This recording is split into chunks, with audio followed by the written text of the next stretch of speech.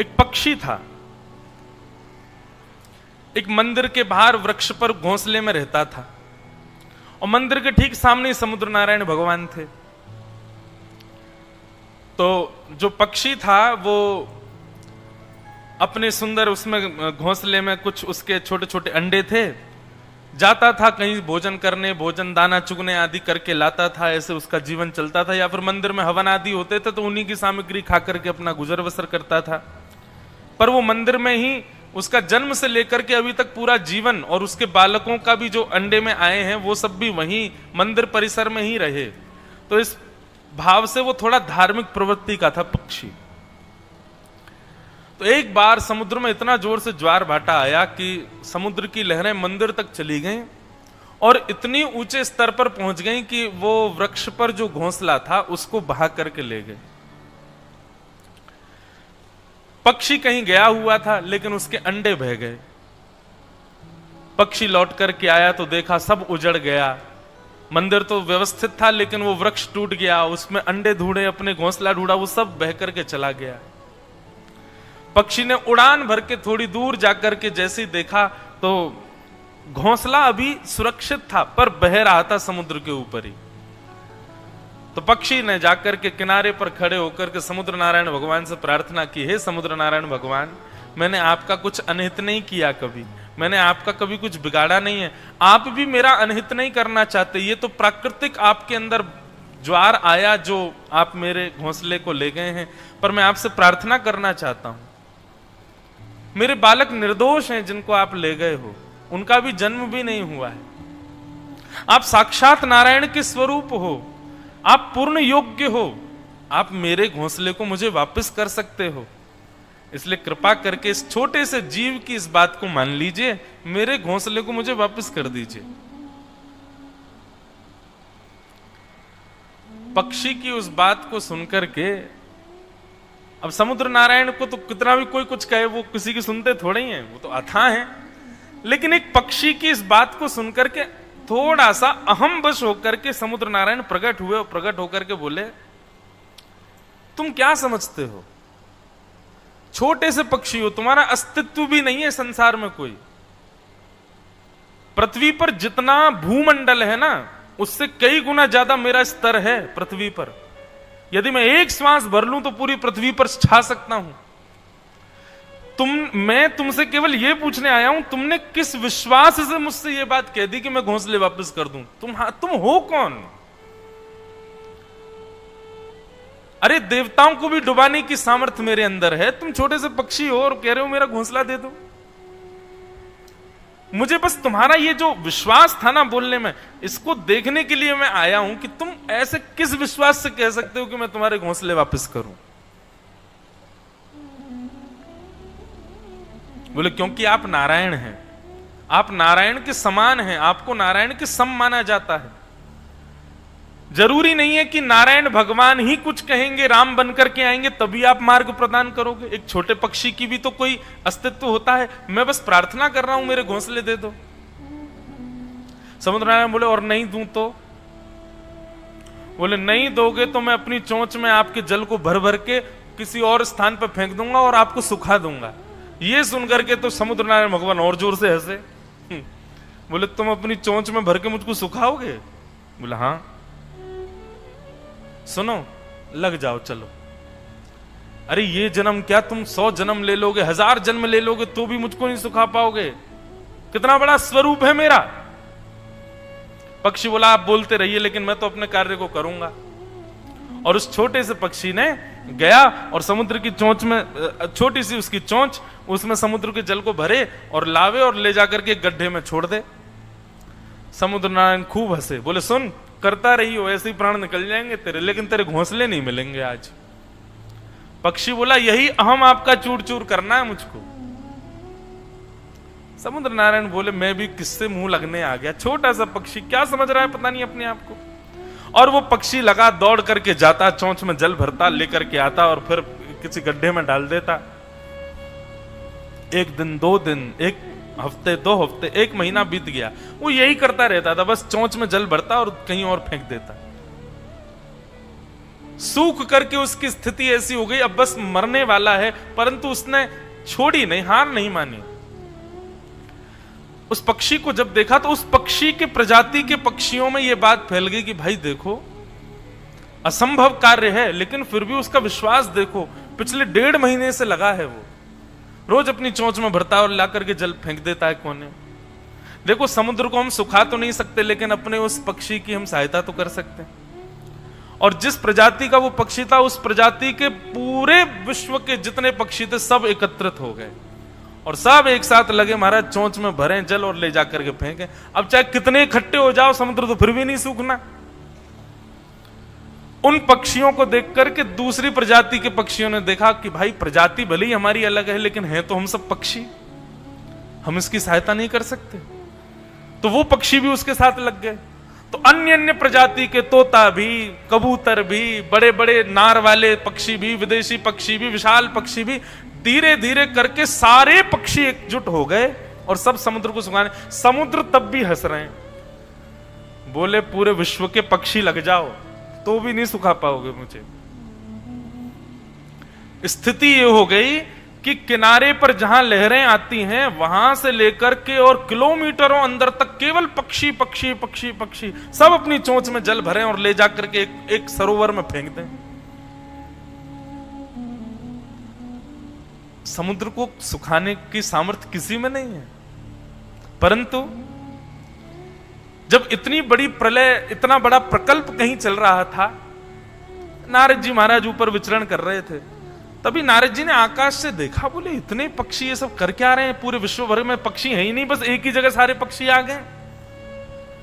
नीचे जाकर के देखा तो सारे पक्षी चोंच में भर भर के समुद्र जल फेंक रहे हैं। बोले ये क्या कर रहे हैं, ये क्या पागलपन है, समुद्र को कहां मुंह में भर भर के कहां ले जा रहे हैं। किसी एक से पूछा तो उसने पूरा वृत्तांत बताया। बोले हमारे एक छोटे पक्षी ने संकल्प लिया है कि वो समुद्र के अहंकार को दूर करेगा। ठीक है, उसके घोंसले वापस ना मिले, लेकिन समुद्र का अहंकार दूर होना चाहिए। ये छोटे बड़े का भेद आया कैसे इसमें? इसलिए हम सब पक्षी लगे, भले ही हम अपने प्राण त्याग देंगे, लेकिन इस समुद्र को हम कुछ तो कम करेंगे, चाहे 1% कम हो। नारद जी बोले तुम जानते हो, तुम चाहे लगे रहो फिर भी 1% कम नहीं होगा, वो अनंत है। बोले यहां बैठे बैठे आराम कर रहे हो, वहां देखो तुम्हारी पूरी प्रजाति के ऊपर संकट आया है।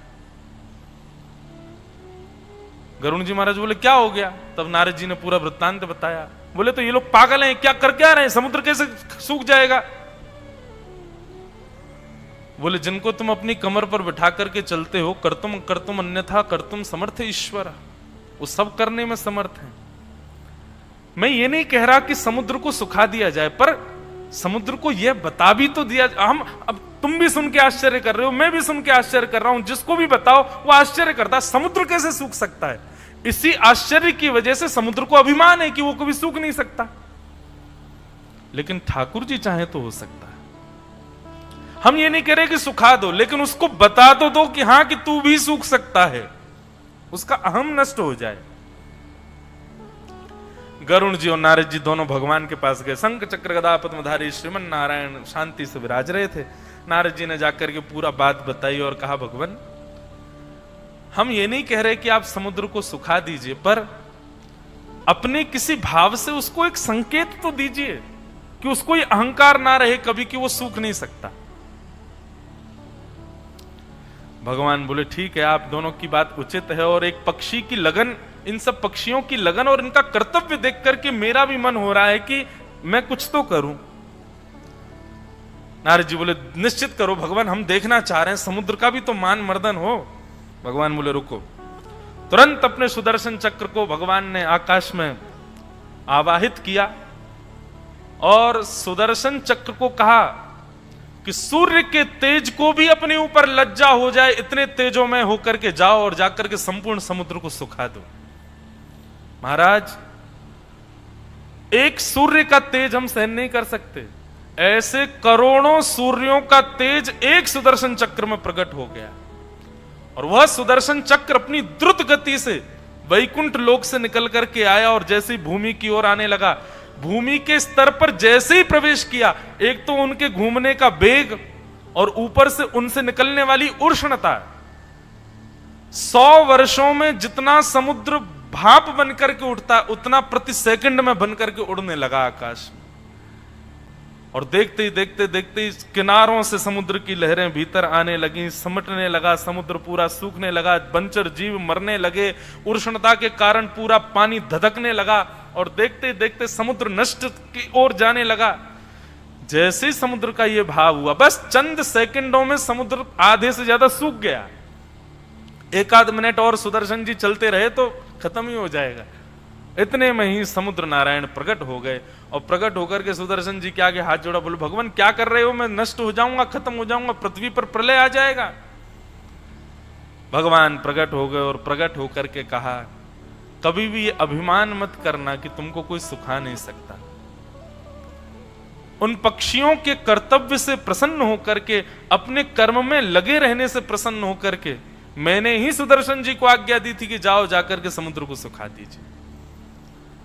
इसलिए हे समुद्र, कभी अपने ऊपर अहम मत करना कि तुमको कोई सुखा नहीं सकता है।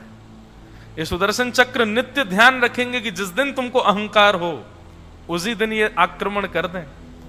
और सुनो, वो पक्षी जिसके घोंसले को तुम ले आए थे, बोले भगवान आप कैसी बात कर रहे हैं, मेरे ज्वार भाटा में न जाने कितनी वस्तुएं आती हैं, मैं सबको वापस कराने थोड़े। बोले सबको मत करो, पर अब उस पक्षी को जरूर वापस करो, ये मेरी इच्छा है।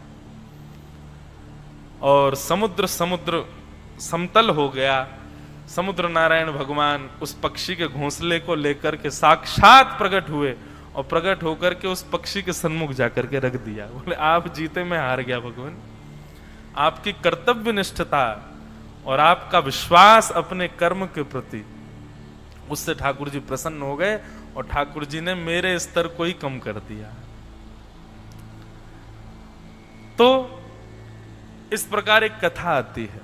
ये कथा अपने कर्तव्य और अपने विश्वास को कभी ना डगमगाने की प्रेरणा देने वाली कथा है। ठाकुर जी ये विचार नहीं करते कि कोई व्यक्ति श्रेष्ठ बन गया है अब वो श्रेष्ठ ही बना रहे, नहीं। ठाकुर जी ये देखते हैं कि श्रेष्ठ बनने के बाद भी अपने कर्तव्यों से विहीन तो नहीं हो रहा। ठाकुर जी ये देखते हैं श्रेष्ठ बनने के बाद भी इसके चित्त में अपने कर्मों के प्रति, कर्तव्यों के प्रति, मेरे चरणों के प्रति कहीं विश्वास में कुविश्वास तो नहीं आ गया है, कहीं अहंकार में आकर के ये मेरी सत्ता को भूल तो नहीं गया है। ठाकुर जी इस पर पूर्ण दृष्टि रखते हैं। इसलिए भैया संसार में कुछ भी बन जाओ, पर सदैव याद रखना एक दिन थोड़े तो फिसलोगे, और ये फिसलना सबके जीवन में होता है। ये भी निश्चित रखिए, याद रखिए और गांठ बांध लीजिए जीवन में। सब कुछ अच्छा रहेगा जीवन भर, ऐसा नहीं हो सकता, कदापि नहीं हो सकता, और इस भूमि पर तो बिल्कुल नहीं हो सकता। कुछ ना कुछ आपके जीवन में आपत्ति, विपत्ति, संकट बने रहेंगे। इसलिए सबके लिए तैयार रहो, अहम शून्य होकर के रहो, भगवत चरणार विंदों में अटूट विश्वास रखो, क्योंकि अहंकारी और भगवत चरणार विंदों से कुविश्वास करने वाले के जीवन में तो ठाकुर जी संकट भेजते हैं फिर। इसलिए अहम शून्य हो जाओ और सदैव तैयार रहो किसी भी प्रकार की परिस्थिति को सामना के लिए। कोई बहुत छोटा है तो वह चिंता ना करे कि ठाकुर जी उसको देखते नहीं हैं।